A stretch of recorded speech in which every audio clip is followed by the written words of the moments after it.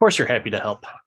But what we're happy for is welcome back to another episode of I Can Do This All Day. I'm Dan, the part-time adventurer. That's Mark, the resident Jedi. Hello there. Today we've taken a deviation from that of the comic book friendly and decided that we should take a vacation from good movies and go watch The Machine, a just spectacular romp with everybody's favorite fat guy with a hat. That's not me, Bert Kreisher.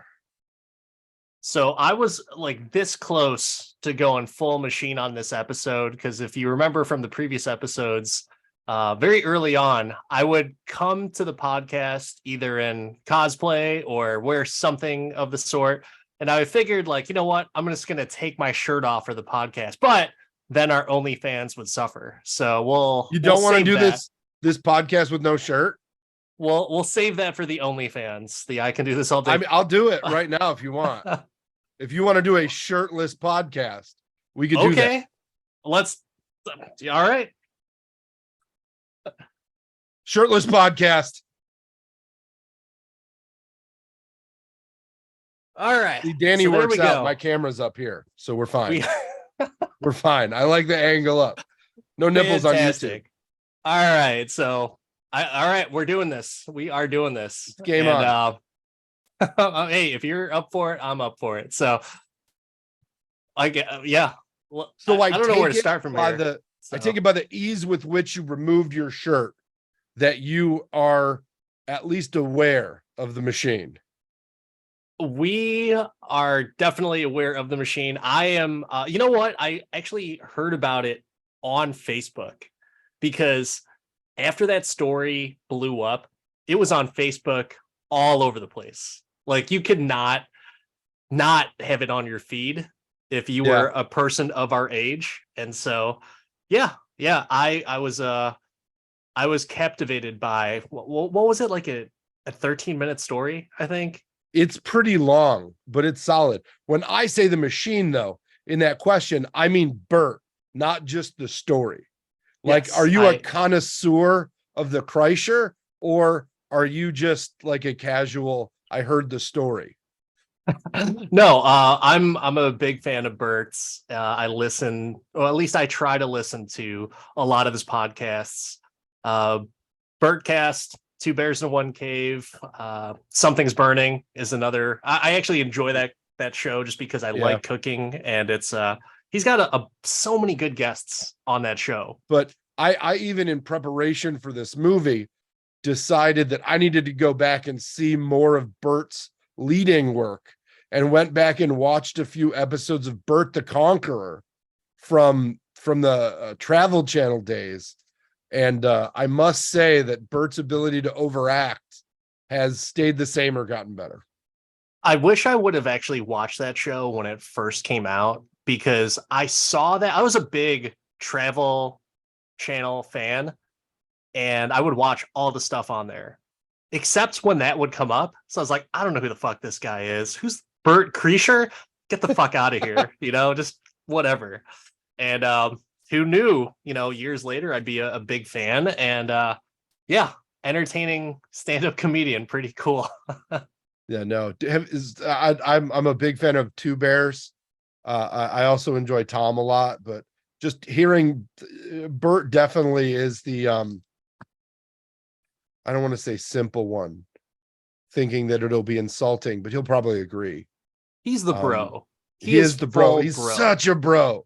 Super bro-tastic. But yeah, no, I didn't know.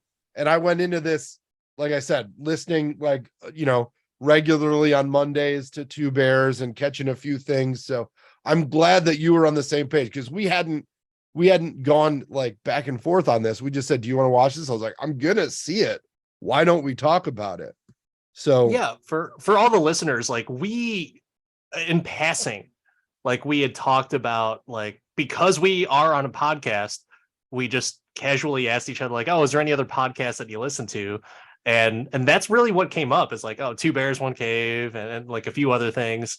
It's not like we talk about a lot of our shit that we're going to talk about on the podcast. It just comes up pretty organically, which I think is pretty nice for for a podcast. So it's not this is not a heavily produced or scripted show, and I'm okay with that. This is You didn't fun. get the script this week?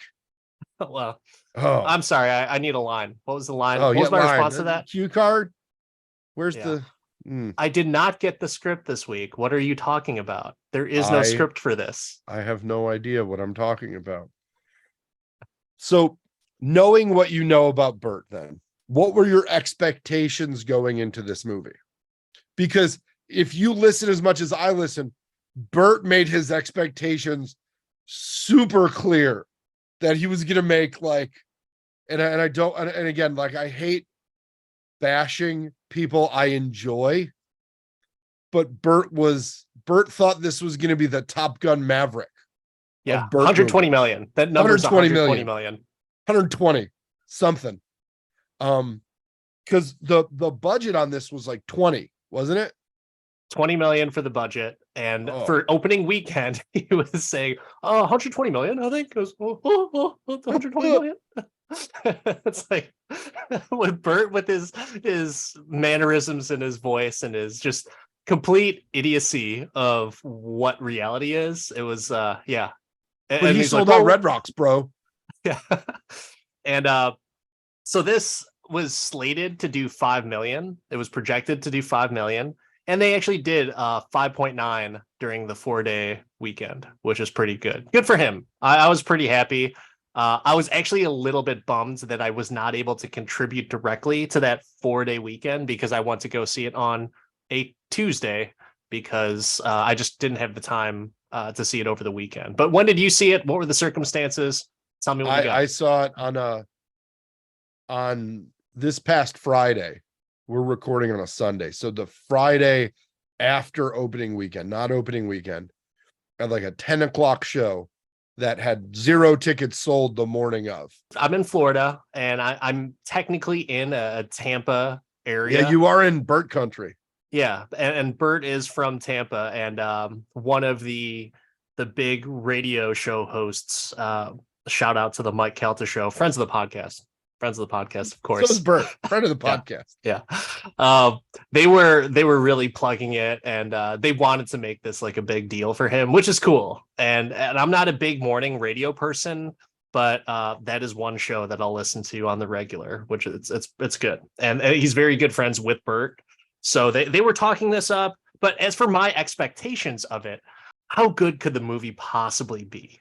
You know, like there's very few stand-up comedian, like legit, just straight up stand-up comedians that have translated into like a good Hollywood blockbuster type of movie. And for those that did, it fizzled really, really quick. Dane Cook, I'm looking at you. But and by the way, Dane Cook is on, I'm not sure if it was Instagram or TikTok, but he's really campaigning for a Employee of the Month too. So I know you like that movie. I did not. I think that movie's terribly hilarious. It's so it's a movie. bad. It is a movie. So I don't know, but Employee of the Month 2. He's gonna have to do what Kevin Smith does. He's gonna have to crowdfund it. He absolutely tour is. the movie. Like I enjoy some of Dane Cook stuff, but anyways, yeah, I had expectations that like, well, you know, his friends are hyping this up. Like Tom was saying like, hey man, sincerely, that was a great movie. And I was thinking like, is he really just kind of like gaslighting us to just go? Like, is it really like just a shitty movie and he's just supporting his friend? So I went into this thinking this is gonna be good. Like when I bought the ticket, all that, until I turned on Bert the Conqueror, like day of, right? The like midday on Friday, and I'm like, oh wait, this, and I had this little like linger, and then I went to the movie, and my notes during the movie, like just my streaming of consciousness, Apple iPhone notes, I'm that guy, were like, wow, this acting's terrible. And then I was like, at the end of the movie, I'm like, wait, this is Bert. Our expectation should have been, look, it's Bert, not Bert's an excellent actor with so much range. See, and they're going to get so many great actors for this movie. Like I one of my notes as the movie opened was that his wife was terrible. And like they brought in, and spoilers, right? If you haven't seen it, like the therapy scene, I believed. And they went into this whole like uncharacteristically Bert thing where he live streamed his daughter's like driving him home. I'm like, Bert wouldn't do that. Like in my head, I'm like, I don't think he would fuck with his daughter like that. And then the people he had play his daughters and wife, I'm like, that's not what their relationship's like. Like not slightly, like you get it's definitely exaggerated. Leanne is way cooler than the woman they had play his wife. And when I saw Leanne, I'm like, Leanne could have played Leanne in this movie. Nobody would have fucking known. This woman, the woman who played his wife, had to do zero range acting. She just had to show up. And I'm like, why didn't they just use Leanne? She would have done great.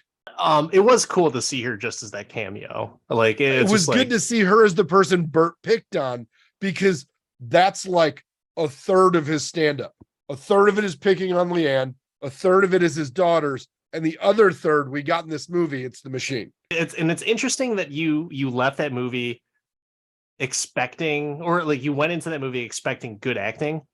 So I'm gonna throw something out there. I thought Bert's acting in the movie was great. Like I thought it was just great. Like his acting throughout the movie was great. He just played himself.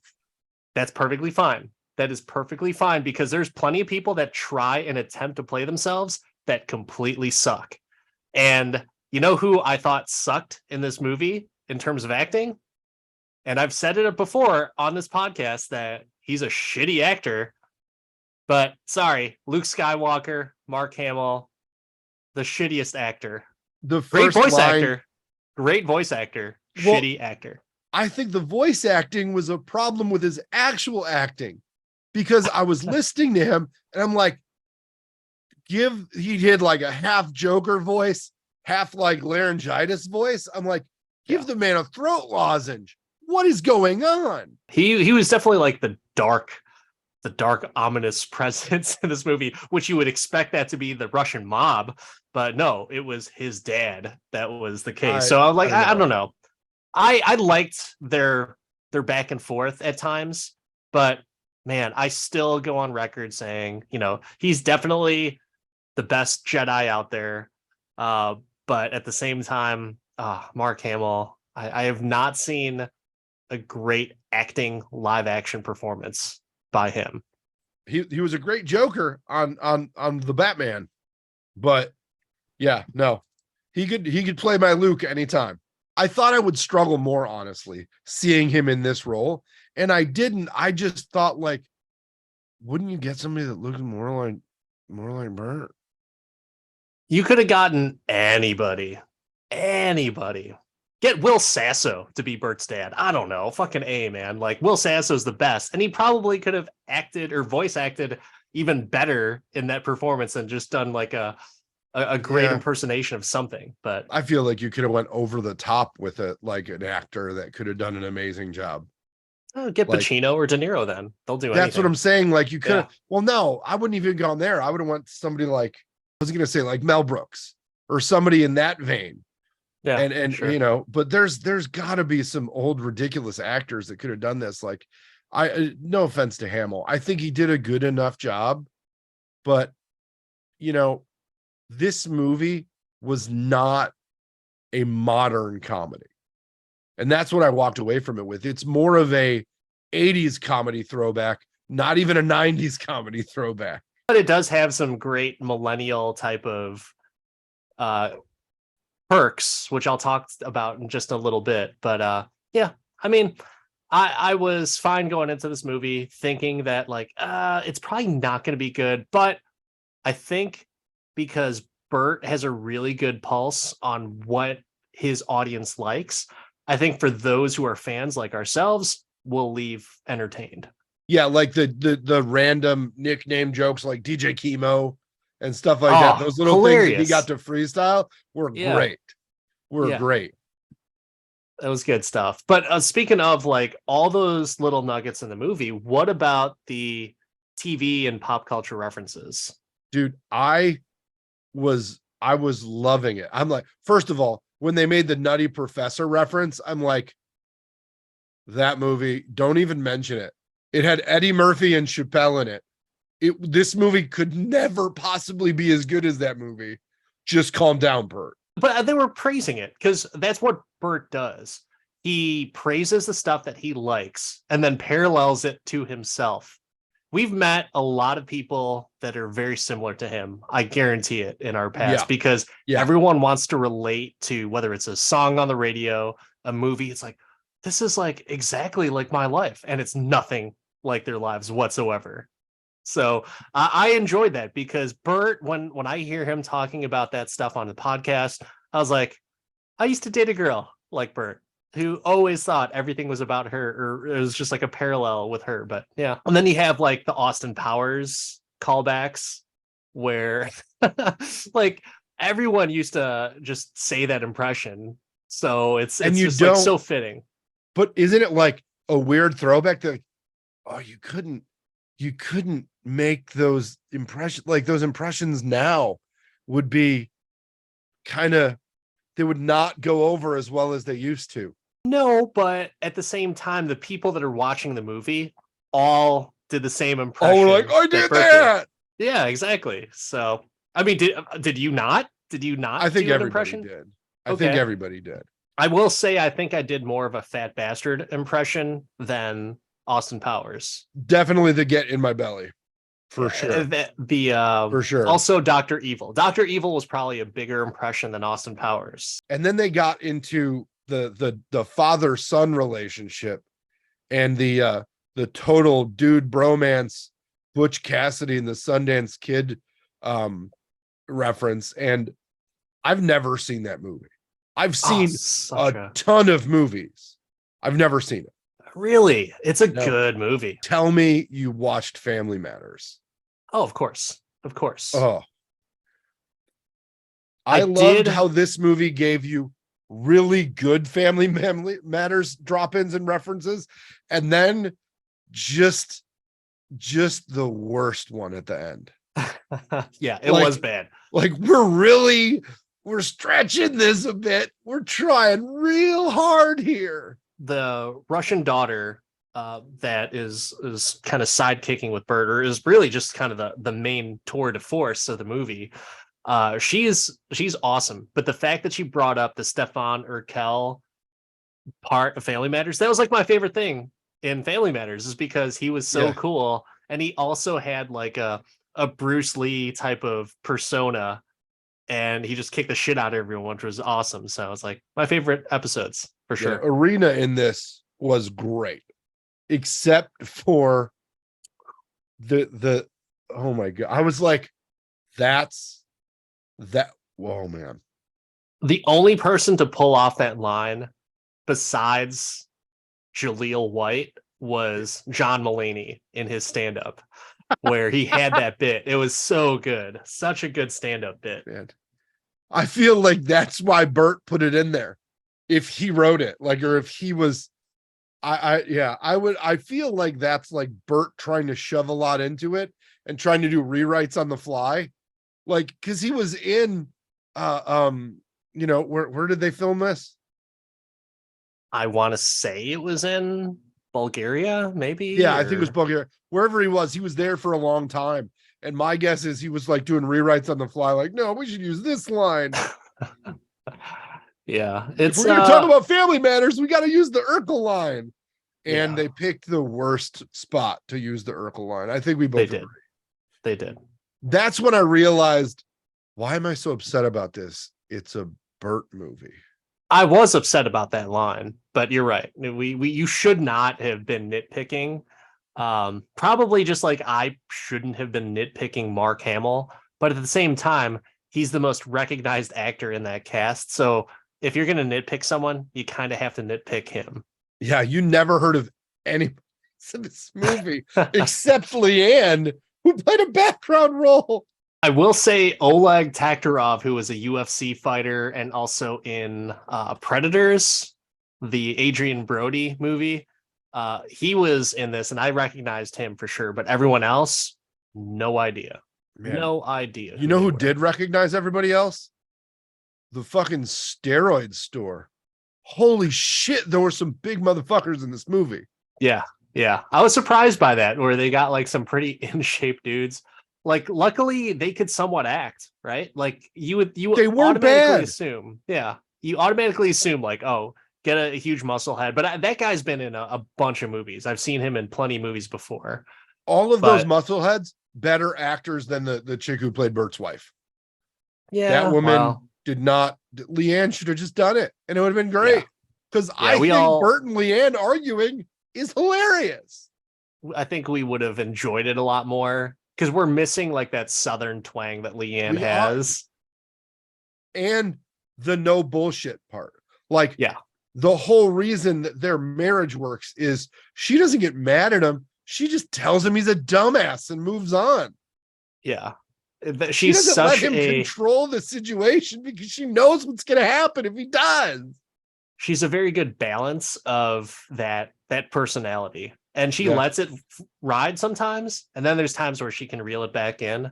So, which is a good thing for Bert for sure. And we probably could have used that in this movie. Somebody to reel it in. Leanne should have went a little there. bit. Well, he talked about on his podcast that she edits his specials. Like, she's a huge part of his specials in the lead up and tells him what to cut and what not to cut, and goes to like the edits and stuff. And I'm like, that would make so much sense. My wife knows when I can be funny and when I just stop. So speaking of, does she ever listen to the podcast and she's like, I think that went a little too long? She doesn't complain about length. She just, she doesn't really, I think she's just happy I'm getting out of the house. Just curious. She always complains about you, really. I'm sure that's the case. I mean, I think all of our listeners just want to know if you ever like a movie ever. See, I don't know, but it shouldn't be this one. Whatever movie it was. I don't know when the next time you're going to watch this is, but we'll talk about it soon. Yeah, we'll answer that question at our normal time. But let's talk about some, obviously, like, there's some really cool flashbacks in this movie. He goes back to his college self, and obviously the big thing about that trip to Russia was his college drinking and his shenanigans. So are you as much of a Lemon Drop fan as Bert is or was? I thought the fact that he ordered or was like, these are from Florida, they're lemon drops. I was like, when were lemon drops like a popular shot? Because they weren't. Think they were? Really? Well, I mean, I understand they're a popular shot, but like, I went to college in the days of Jaeger bombs and fucking tequila. Like, for sure. Yeah. I was not a lemon drop guy. I would have been doing Jaeger bombs, but yeah. Jaeger bombs for sure. You a lemon drop guy? Jaeger bombs were probably more popular, but yeah, I enjoyed a lemon drop. I'm good with that. Like, I'm not a huge drinker, so when I drink, I want it to taste good, and lemon drops taste good. And it's so funny, like, the way that he played it up was like, it's vodka, it's lemon juice, some sugar, it's a lemon drop, it's from Florida, it's awesome. It's like, and all these like hard ass Russian Mafia guys are like, yeah, we like this stuff. Yeah. Well, the fact that he was on the vodka bottle, was like, is he Mr. Sparkle? I don't even know what's going on. Such a good Simpsons callback. I go deep for you, buddy. Such a good one. But I was like, are they going to get into this? Who makes this vodka with the machine on it? They never tied that off. We have no idea who Bert needs to sue for likeness and make more money.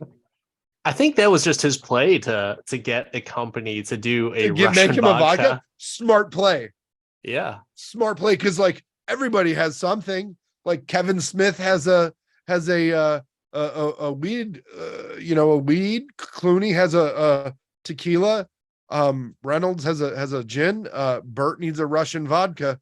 Oh wait, you can't import Russian vodka. This was a poor choice. Yeah, yeah. So maybe he's just trying to keep his Russian contacts, If you he know. ever can release this movie in Russia, it'll make millions of rubies. If anyone could unite America and It's Russia, the it's Bert Kreischer. machine. It's like Do you have any good random stories about partying in college? I used to be a serial like campus traveler. I had a bunch of friends that went to different schools around the country and around the Midwest, let's be honest. But I went to I worked through college, so I stayed kind of local and went to a school that did not have a solid party scene at all. So I would just kind of vagrantly attend random parties places. And I was always that guy that nobody knew, but would always have a great time and pour shots for people from their own booze and do shots with them. It was super fun. But yeah, I mean, I'm trying to think of a specific one. But a great story is not coming to mind. And for the listeners, just so you know, we do some prep for this podcast, and one of the things that we prepped was an outline that said good story about random partying, and guess who it was written by? The resident Jedi right over there, who's struggling to come up with a story. I was trying to get there. I was trying to get there and you didn't let me. You I'm didn't let me. sorry. So while the actual partying stories are fuzzy, I wonder why. There's one story that sticks out that I love to tell that I think is movie worthy funny. So my cousin, who will remain nameless, and I were wandering around a Big Ten campus in a state that begins with the letter I. And we happened into this, we were talking to this group of people while we were walking, and oh, you should come to this party, whatever. And we go into this place and we're like, sweet. We take our coats off, throw them on the stairs with everybody else's, right? And there's a bar on the other side. So we just hightail it over and go behind the bar. We're like, oh, we're just gonna grab a drink. And they're like, yeah, no, fine. And they all go into a kitchen or a different room, in this kind of older home or whatever it was. And we go behind the bar, and we'd already pre-gamed for this, right? So we weren't hammered, but we were feeling good. And we're looking at what's behind the bar because it's an actual wood nice bar, and we're like, oh, this is gonna be cool. And we get a solo cup and fill it with ice and go behind the bar, and we're looking and we're looking and we're looking, and it's just all soda because it was a dry party with a bunch of I don't even know. I knew nothing about these people because we immediately put the cups down on the bar with the ice still in them, grabbed our coats, and we're fucking gone. Because if you've ever drunkenly walked into a dry party, you feel like something's going to happen, like you're going to get murdered by a cult. It was just a really weird feeling. And that is kind of strange. Yeah, there was no way for me to teach them to make lemon drops because they only had lemons and sugar, and they only wanted to make lemonade. And they probably were the type that would make it too tart and not sweet enough. Definitely more lemon than aid. We can't have too much sugar before bedtime. So I don't have any stories that I would be willing to say on the podcast. We can talk offline for them because some of them are really questionable, and I don't know what the statute of limitations is for stuff like this, but I'm going to play on the safe side.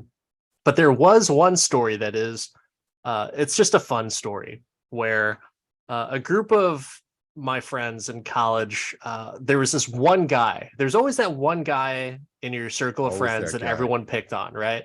And this guy was super nice. I always enjoyed my time with him, but there's he would always keep all of his housemates at arm's length because when you get all of them together, it's just a shit show.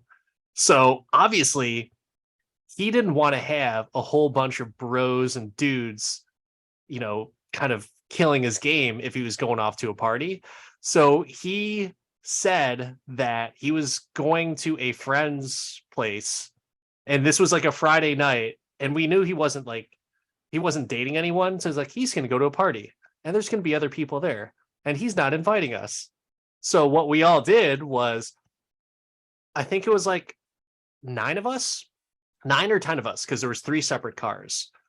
And we followed him to the said party that he wasn't trying to let us know about. And like, we waited until about 20 minutes after. And then we all just knocked on the door and then just plowed into this small little apartment on the NIU campus. And it was a small get together. And I completely understand why he would not invite us, because the 5 people that were already there couldn't even fit in this apartment. And here comes charging through the door are these 10 dudes, like ready to rip and roll and just get shit faced. And one of the guys wrote in permanent marker on a white t-shirt, I'm with, and then he put the person's name on the t-shirt. So, and like the entire time he would like open up his jacket and he's just like, oh, I'm with Jack. We'll just call him Jack. I'm with Jack. It's cool. And which is fucked up because Jack is actually one of the people that we partied with, but he was not the guy. But it was just a fun time where like we just bust into this house or this apartment get together, not a party, and we completely kill this guy's chance or whatever small chance that he could have had with potentially hooking up with this girl. And it was a good time. I love that you killed the ratio.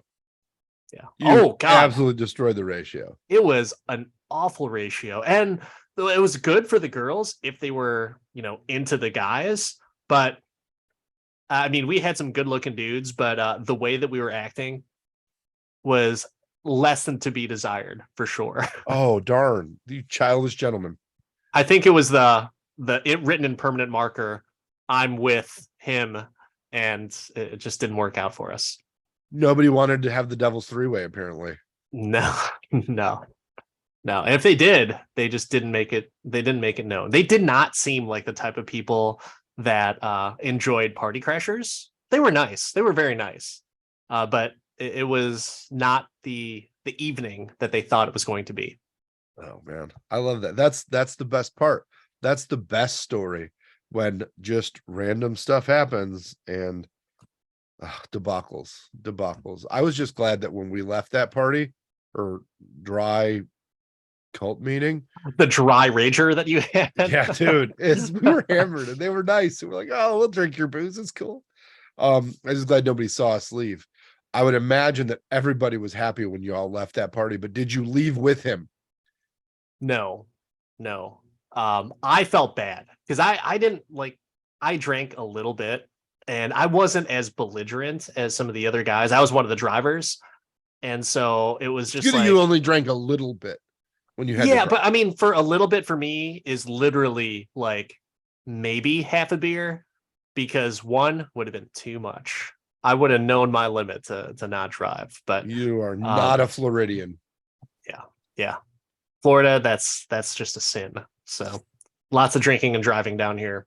Speaking of great throwbacks, the music in this, I loved it from the first song. I know that you're big on no popular music in movies, but how'd you feel about it? This works because it's not like a serious movie. So it's okay if there's like a little bit of take of like, it's a music video, right? This isn't a Baz Luhrmann movie by any means. So I'm okay with his movies. What a deep cut that was. Yeah.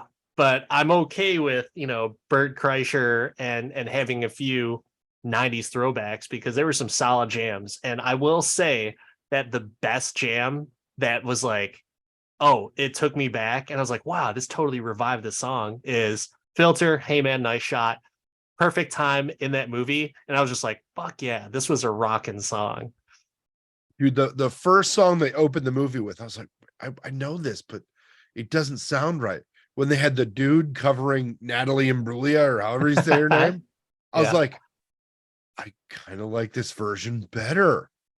I think that was like taking the piss out of how all movies now will take a 90s song and make it like a sad type of ballad or something like that. Like they did that with Teen Spirit for Dude, Black Widow. Like didn't make any sense.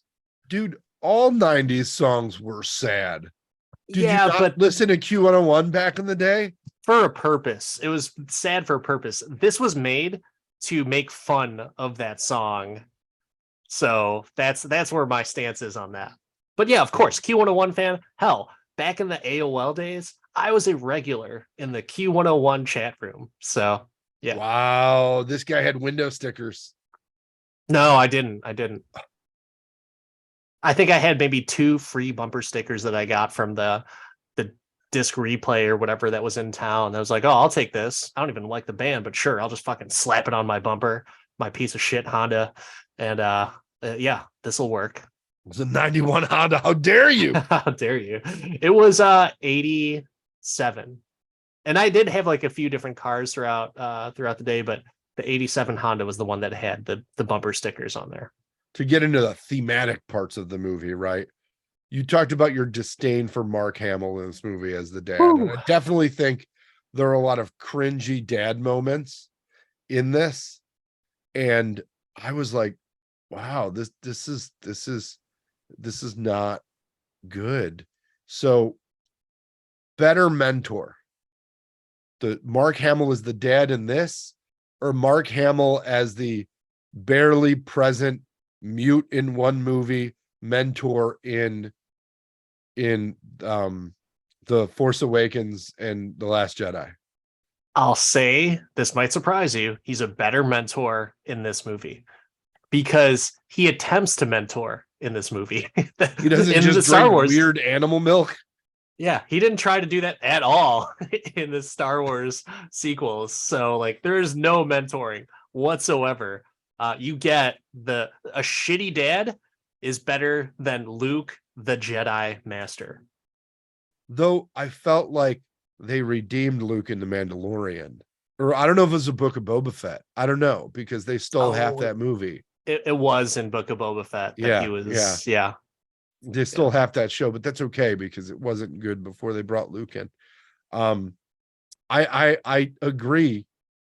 And I thought it was hilarious that they brought scouting into it and how he was an Eagle Scout. And he had a little whittling knife. So dumb. I don't know where that came from. Like, does Bert, like, does his dad, was he a Eagle Scout or something? And I would guess because Eagle Scouts talk about being Eagle Scouts. And they get together with other Eagle Scouts. So all of this great, like, 90s references in fashion. This movie had so much flashback. It carried the movie because the whole movie was the machine story, which we'll talk about, I'm sure. But I thought that it lent to the movie, and it's one of the first movies that flashbacks worked for me. And I think it's because I'm getting older, and the whole idea of revisiting something that you haven't seen in 20 years, and then you're just like, wow, this is so different, has happened to me. And I was like, oh yeah, that makes sense. Did you feel the same way? Is that just weird? It makes sense. I mean, there's plenty of times where, and I don't think that much of it, I guess, because one of the big things for me is, if I rate a movie, if I can do this all day, is the nostalgic piece of it. So I'm always into that nostalgic piece, but I also have this like crazy, crazy good memory. Like I remember shit from when I was an infant, which it doesn't make any sense as to why you should remember that stuff. But I remember that. And my family was always like really amazed that like to the most minute detail, I would always remember that stuff. So for example, since we're talking about a movie about a college story, and some of those college flashbacks is like when I showed my wife where I went to school. We drove out there one time and school wasn't in session, but I would take her to all these different like trivial landmarks at Northern Illinois. So I would remember all this stuff to like the most minute details. And since we're talking about college, I took my wife to NIU one time, and started giving her a little tour where all these little landmarks where, it's a tree by the lagoon or something, like, oh, this is where Tom threw up like half a keg of beer. This is where we threw a party and the cops were called. Here's where a brawl happened and everyone started beating the shit out of each other, even people that were like friends with each other. So I get that. And it's one of the few things that, like when Bert has those nostalgic moments and recalls a lot of that stuff, like I completely understand, because I have that type of memory, and there's always some place in my headspace that I appreciate all that stuff. Did you show her did you show her Molly's, where you can now get prescriptions filled 24 hours a day? Yes. I did not say that, but I did say, like, oh, here's the place where everyone loved cocaine. And that's what it was back in the day. It's like everyone loved cocaine at Molly's. And now it's a Walgreens. Well, just a different type of cocaine, Just whoa, Adderall. My wife hates when I do that because I do it a lot. And she's like, you always tell this story when we go past here. And I'm like, because it was good. It's, we are getting older for sure, but that was a interesting moment in our lives. And I don't see any shame in that and talking about that. Not to say that it doesn't get annoying, because like my dad will say something and he's well beyond, his retirement age year, or well into his retirement age years, I should say. And it's like, really, this story again? But we're going to do the same thing. And it's. Oh, I'm going to lean into it, baby. I'm leaning into it. It's always time will always win, and time always has the best memory because they will always repeat itself. Speaking of your amazing memory, can you remember a time where you saw some sort of violent injury like Bert had to deal with when they found the whore in the woods, which was so hilarious? But when he had to pull the stick out of her leg and, puked in his pocket, which again was an amazing Bert move. But I'm not good around blood and that kind of stuff. Like, and Bert historically hasn't been. Like his story about when Tom was dunking and he like rotated his arm back, probably giving him like excessive nerve damage that he's still living with. Are you a Bert, or are you calm in the face of blood and danger? I would like to think that I am calm, but I haven't had like that bad of an experience to where I'd be like, uh-oh, there's a problem here. I'd like to think, and everyone likes to think like, oh no, you bandage your wound and you put some pressure on it and that's it. Like, yeah, I've seen Black Hawk Down 50 times, but it's not that simple. I promise you, it's not that simple. So, there was one time where I was at Six Flags and people started rushing. Like there was this big crowd and paramedics started rushing to the scene because this person collapsed. I got uncomfortable just observing this person laying on the ground, convulsing on the ground. So I was like, and granted, I was in high school at the time. So in my adult life, I think I might be a little bit more aware of my surroundings and kind of help out or something like that. But I was pretty spooked at that early of an age. So I don't know. Yeah, no. What about you? I'm not a good trauma person. So yeah, no, I'm not that guy. Not that guy, buddy. Did you see your son being born?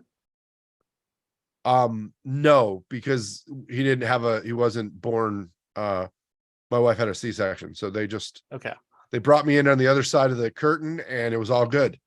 I didn't see any of the other side of the curtain, and we talked about it beforehand that's going to remain a mystery.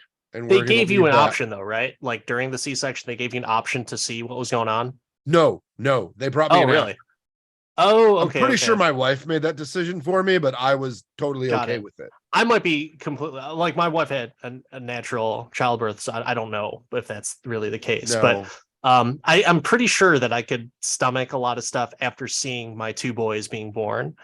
But that's like that level of maturity and life experience that gives you that ability to withstand or stomach some of those. I'd like to think that I'd like to think that I could act in those times where I'm needed, but like I'm not the guy to set the leg. If I do ever have that type of scenario though, and I've never been the type of person to feel queasy, but if I do, I will totally, just out of sheer comedy, Put it in your pocket. throw it in my pocket after I throw up. That's so great. And he told the story about that like move, and he just like he did it on the fly, and it was like an extra take. Why would you put it in your pocket? That was So a good. very good Bert moment, and that was so natural because he was playing himself basically. Yeah. But that Yeah. was one of the moments in the movie that was just hilarious. I thought there was quite a few, and some of the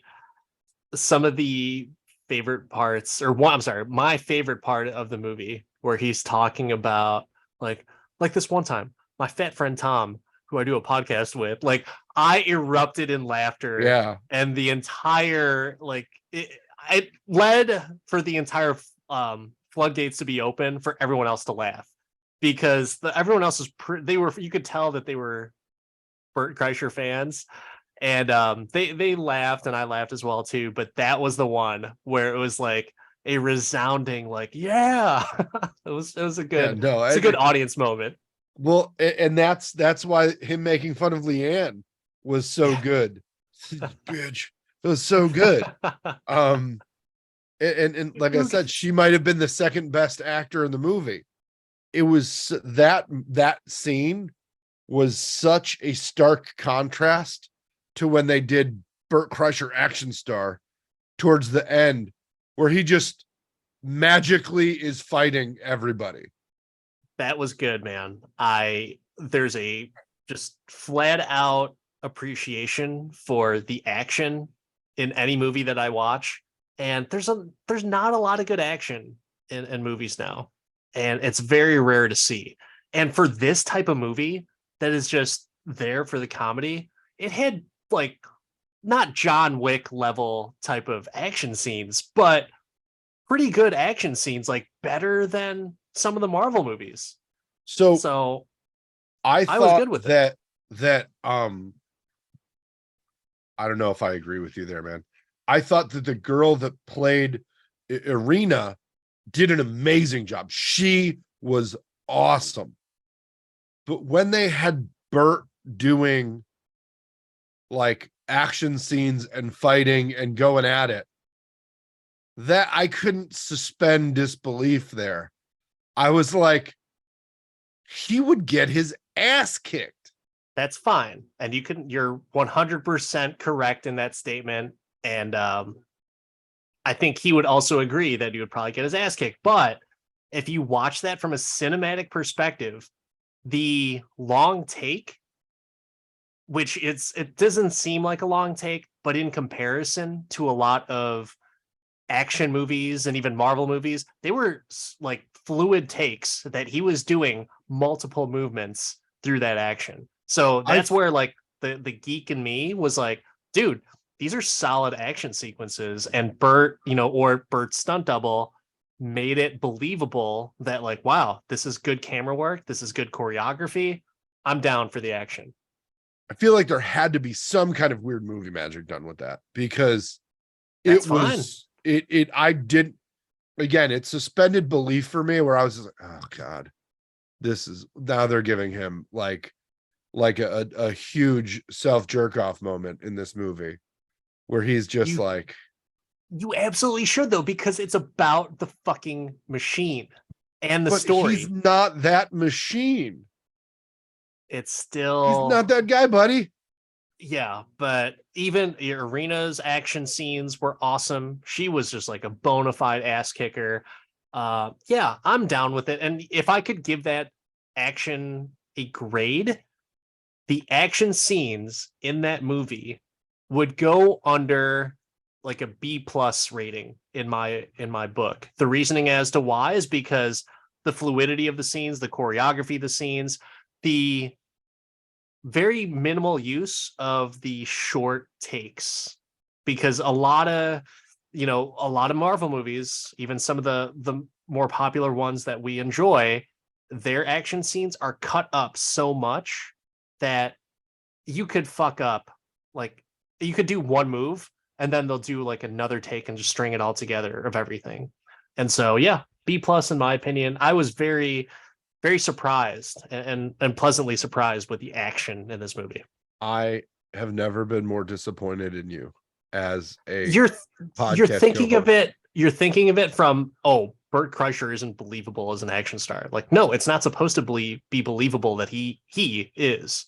But this movie makes it so where if you had no idea who Bert Kreischer was, like, oh, cool, this guy can actually fight. Obviously, I think he even says like he doesn't know how to fight. But if you go back and watch that objectively, as opposed to, oh, can Bert kick this dude's ass? Like, of course not. Of course not. And if you can't bring yourself out of that mindset, then I have a problem with your view of movies. Bruce Lee is disappointed in your answer. The guy who is so action movie built up. I don't know if you're just focused on the long shot or the long takes and the that's all you need for an portion. That's what you need in an action sequence. You and I differ on the action sequences piece. This is the guy that likes Dan Aykroyd's comedic genius and Nothing But Trouble. Dude, let's listen to your opinion on action sequences. Did you get the movie recommendation I sent you on Instagram the other day? I did. About I an did. early and Allison Hannigan movie with Dan Aykroyd? Yeah. Not going to watch it. Yeah, if you want to beat me in a bet, fine. But I don't see that happening. As a matter of fact, I listened, my son requested to listen to a few episodes while I was cleaning my office one day. And there was an actual bet that we still haven't even had you pay up on. So I think you're like 2 movies back. So I won a couple, and then apparently I started taking bad bets. That's kind of my move. Like, anybody who knows me, I go up quick, and then it just kind of tampers off. It's like, it's my poker game. It's just translated to podcast. Oh, man.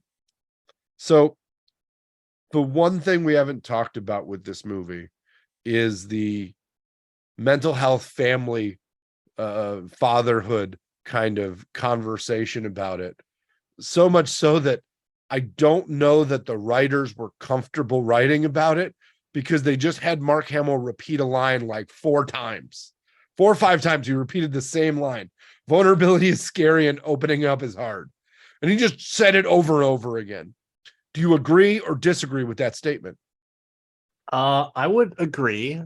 And I think everyone else would agree as well. I don't see, like, now we are in 2023 where it's more open to be able to talk about your feelings and all that stuff. But people of our age, while we may have become more accustomed to opening up, that's still the mindset that was drilled into us for years. I agree. I think that the generation before us, it lived in this world where mental health was just stigmatized.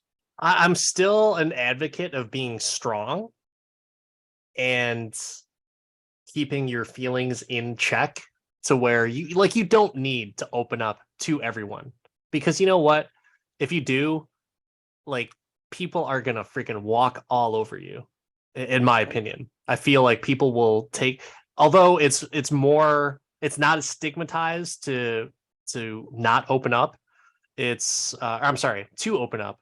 I think it's still the same case and scenario where people will take advantage of people who they feel that they could take advantage of. And those that open up is still that. Well, I think that easy you're target. associating that level of openness with weakness. No, it's not. It's not weakness. It's the other aspect of people wanting to take advantage. And that's just the truth. People still to this day will always look for an edge and will want to take advantage of others, whether they realize it or not. If they can treat you like a doormat, or take advantage of your sensitive feelings, they absolutely will. 100%. Teachers, bosses, everyone will always do that, for sure. Well, I think that opinion is formed by your trauma, which I think everybody's opinions are formed by. And I think that's kind of where this movie does this subtle like hint at. And the thing I appreciated most about it is the subtext and like the under the surface approach of speaking against toxic masculinity and giving strength to advocating towards mental health and healthy relationships and forgiving your parents and just kind of finding that common ground and common point. It might be because I watched the last few episodes of Ted Lasso before this, so it's been just this constant barrage, but I picked up on a lot of that in this movie and in his relationship with his dad, and it just hit me like that, like, wow, I can't believe that a movie written about literally about that story and this person who, like, Bert plays the village idiot in a lot of situations, but to be able to insert that level of subtle unconscious advocacy, I thought was the most redeeming part of the film.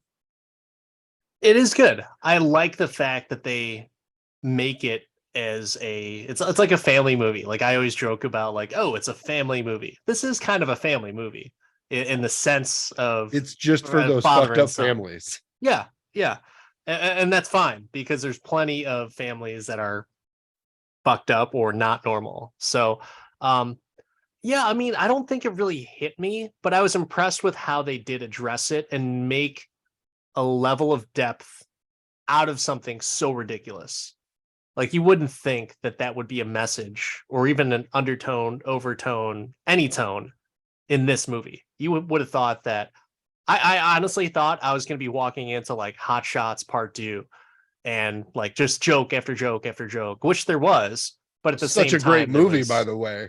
Yeah. Oh, for sure. Such a great movie. Some would say the better of the Hot Shots movies. I would agree with that statement. But yeah, it's I like that level of depth, and I appreciated it, and I was okay with it, because I like a movie that is willing to tackle multiple facets and dip into different genres, such as the good action sequences that they had in it, the comedy, the inside joke factor of everything. So yeah, I was fine. It didn't really affect me, though. There wasn't any moment that I was, like, getting teary-eyed or even like oh, fighting back tears. Like, no, it didn't happen. I thought that was the you went from Mark Hamill talking about banging, like, a random Russian lady with a lot of cocaine to this whole realization and unpacking and family connectivity. Well, speaking of opinions and the Icarus moments, Mark, I've got a question for you. Did you fly, or did this movie fly too close to the sun? And can you do this all day? While I did appreciate it, and I love me some Bert, I do not see me watching this movie a lot. I may watch it again to get my wife's reaction to it, but after that, the machine will be turned off for a long while in the Milton house. Would you want to see a sequel? Only if Fat Tom is in it. That would be awesome. But you apparently loved this movie, so I can only assume that you're going to be first in line for the Steelbook Blu-ray release. And tell us, Dan, can you do this all day? So I go back and forth on it. So obviously my algorithm or grading criteria as to what I like in a movie and if I can do this all day consists of nostalgia, which there's plenty of it, and it's funny, it's great. Rewatchability, which I don't know if I have a big yearning to watch this again. I really don't. It's very much like a podcast episode of that realm, because you listen to it once, you have your chuckles, and unless it's like the funniest thing out there, you rarely go back. Unless it's a great podcast like ours where we talk about I a lot of movies and stuff like that. But absolutely. so I would say the rewatchability probably isn't there. So we're kind of at like one and one, right? The action sequences were very surprising.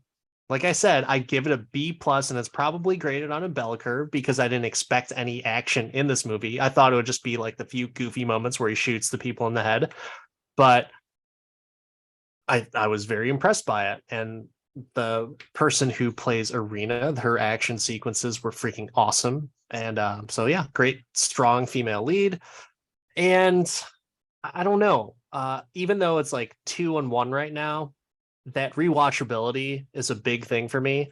So I'm going to go and say that I cannot do this all day. Not for the lack of enjoyment, but just because I've seen it. I know all the things that are going to happen.